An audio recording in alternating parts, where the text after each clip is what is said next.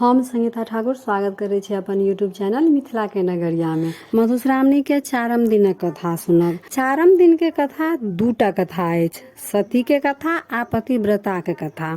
त पहले सती के कथा सुनू। ईश्वर सृष्टि करबाक इच्छा से पहिने विष्णु, तखन महादेव आ अंत में ब्रह्मा के रूप में अवतार लेलनि। ब्रह्मा के सृष्टि करबाक भार भेटल। तपस्या बल से ओ अपन शरीर से देवता आ ऋषि मुनि मुँह से शतरूपा नामक स्त्री सहित मनु के प्रकट केलखिन। दहिना आंख से अत्रि, कान्हा से मिरीची आ दहिना पाजर से दक्ष प्रजापति के जन्म देलनि। आब ब्रह्मा के संतानों सब सृष्टि करय लगला। मिरीची के बेटा कश्यप भेला आ अत्रि के पुत्र चंद्रमा। मनु के दूटा बेटा प्रियव्रत आ उत्तानपाद भेलनि। तीनटा बेटी आकृति, देवहूति आ प्रसूति भेलनि। प्रसूति के विवाह दक्ष प्रजापति से भेल। ताहि से 60टा कन्या के जन्म भेल। ओहि में 8 कन्या के विवाह धर्म से, 11 के रुद्र से, 13 के कश्यप से, 27टा के चंद्रमा से आ 1 सती के विवाह महादेव से भेलनि। चंद्रमा अपन स्त्री सब में रोहिणी सबके खूब माने छलखिन, सबसे बेसी माने छलखिन। तो बाकी जे 26 बहिन छले हुनका बहुत डाह होइ छलनि।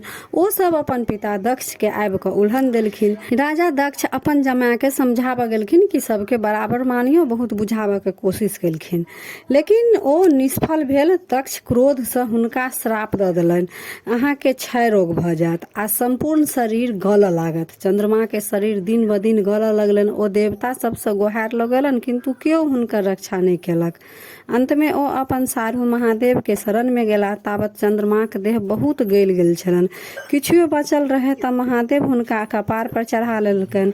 हुनकर देह गलनाइ बंद भ गेल। तखन दक्ष के एकर पता लागलनि त ओ दौड़ल महादेव लंग गेला आ हुनका चंद्रमा के अपन माथ पर से उतारि देबऽ लेल कहलखिन। महादेव ई बात अस्वीकार केलखिन जे अपन हमर शरण में जे आयल छथि ओकरा हम तिरस्कार नहीं क सकै छी। दक्ष प्रजापति तहिए से अपन जमाए से खिसियाल रहथिन। दक्ष अपन तामस के देखबै लेल एकटा पैघ यज्ञ आयोजन केलनि। ओहि में सब देवता आ मुनि के नोत देलनि, किंतु महादेव के नोत नहीं देलनि। प्रारंभ भेल, लोक सब देखबा लेल उम्हर जाय लगला। देवतागण अपन विमान से चलला। सबके अपन नैहर दिस जाइत देखि सती महादेव के ओकर कारण पूछलखिन। सती जखन बुझलनि जे हुनके नैहर में अतेक पैघ यज्ञ भ रहल अछि त ओ महादेव से बिना नोतो के ओतऽ जाय लेल जिद ठानि देलखिन। अंत में महादेव हुनका अपन सेवक वीरभद्रक संग नैहर पठा देलखिन। सती जखन अपन पिता के यज्ञ स्थल में पहुंचली त केओ हुनका बैसैयो ला नहीं कहनि। सब हिनका दिस ताकि क कनफुसकी करय लागल। अंत में जखन सती सब देखैत देखैत आ महादेवक निंदा सुनैत सुनैत असहाय भ गेलखिन, तखन ओ धधकैत यज्ञ कुंड में कूदि क आत्मदाह क लेलनि।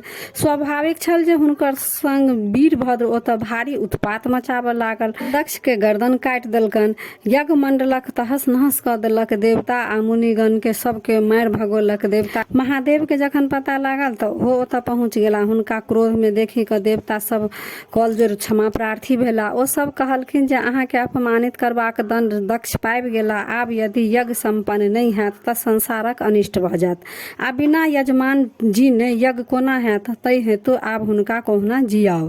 अंत में ऑर्डरदानी महादेव पसीज गेला। ओ यज्ञ में बान्हल बकरी के मूड़ी काटि क राजा दक्ष के लगा देलकनि। ओ पुनः जीवित भ बो बो बो करऽ लगला। महादेव को हुनकर नव बोली बड़ प्रिय लागल। तहिए से लोग महादेवक पूजा के अंत में बो बो बू करे अछि। दक्षक यज्ञ समाप्ति भेल, किंतु महादेव बताह भ गेला। ओ सतीक सबके अपन कन्हा पर लेने जतऽ ततऽ बौआ लगला।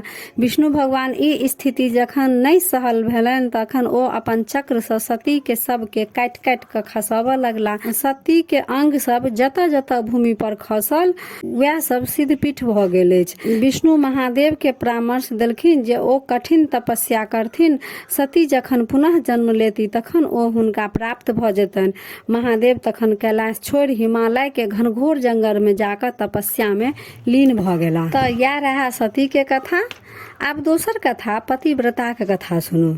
एकटा राजा के दूटा कन्या छलनि, पहिले कुंवरव्रता आ दोसर पतिव्रता। कुंवरव्रताक अर्थ भेल जे भरि जीवन कुमारी रहती आ पतिव्रता के अर्थ अपन पति के सर्वस्व बुझती तथा जीवन भरि हुनका सेवा में लीन रहती।